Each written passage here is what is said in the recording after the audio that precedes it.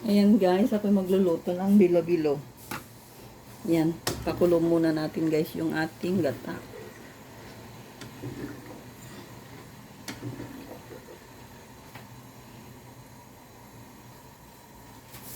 Ayan, dahil kumulo na guys, lagay na natin ang ating bilo-bilo.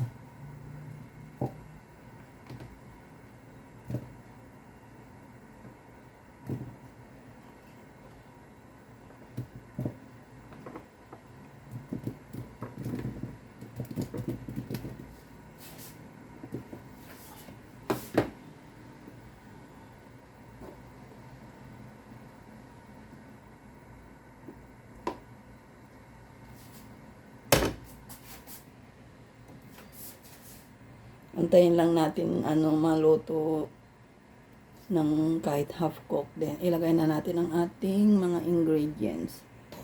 Ayan guys, dahil medyo lumutang na sila, ilagay na natin ang ating kamuti.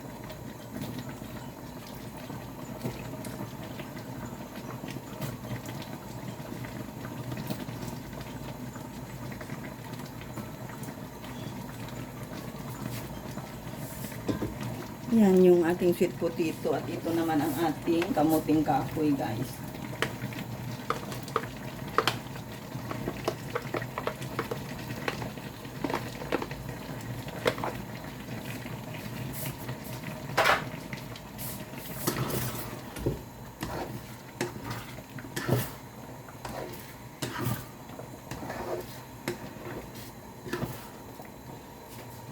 Kaso wala tayong saging guys eh. Yan. Ang ating Tapos ilagay natin ang ating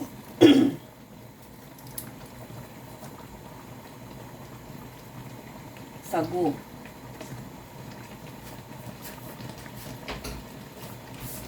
Ayan guys, ang ating sago. Haluin natin para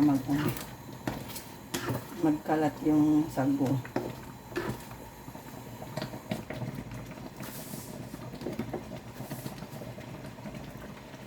Yan, lagyan na natin ng sugar guys.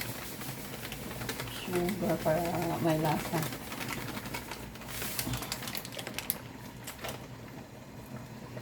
Halo natin.